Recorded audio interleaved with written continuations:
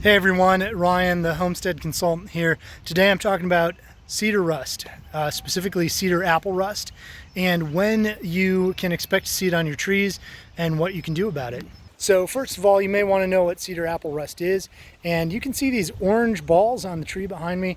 Those are a fungus that are growing on, in this case we call it a cedar tree, but it's a juniper that grows here in Tennessee, and they grow these orange fungal balls that hang off of them, especially in the spring, and they cause damage to a lot of apple trees. And here's what cedar apple rust looks like on an apple tree. You're going to get these orange spots on the leaves. Oftentimes later in the season, those leaves will start to fall off and the tree will struggle to grow and get larger. There are two primary factors in susceptibility for apple rust or cedar apple rust. The first is the variety of tree, and the second is the quality of the soil and the atmosphere or the area that it's growing in. So that tree that I just looked at is actually supposed to be a rust-resistant variety of apple tree, whereas this tree is supposed to be very susceptible to cedar rust. And you can actually see that there is no cedar rust on it whatsoever. These two trees are closely spaced. They're about 50 feet away, so you can see the tree there. That's the cedar tree I was pointing to earlier that has the large amounts of rust on it. And this tree that is supposed to be highly susceptible has no rust whatsoever, even though it's in basically almost the same location.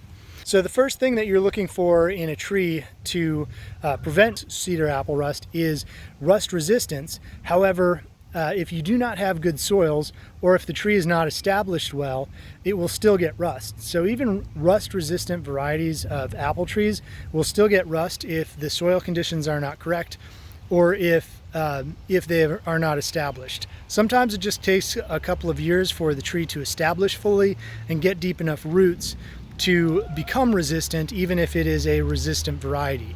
Other times, high quality soil will make all the difference in the world, and even susceptible varieties of apple will become essentially rust resistant. So this specific apple tree, you can see how much larger the trunk is than the previous one I was looking at, and how it has literally no spots of cedar apple rust on it anywhere.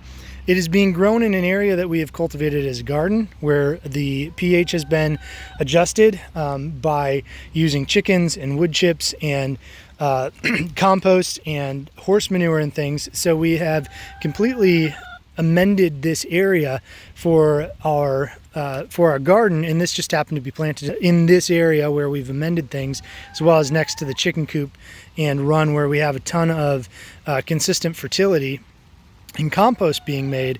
And so the health of this tree has entirely to do with the quality of the location, even though I'm within 50 feet of the other tree that's supposed to be rust resistant that is having issues.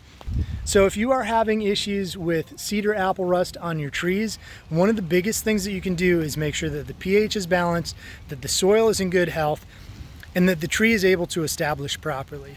So reducing stresses and increasing the quality of the soil around it over time should reduce the amount of cedar apple rust you have, and could potentially even completely reverse the issue, which we've done here, as opposed to right there behind me.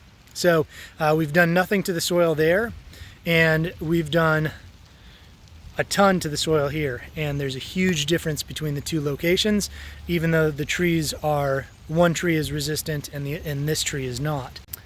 I hope you found that insightful and helpful. If you did, please like and subscribe.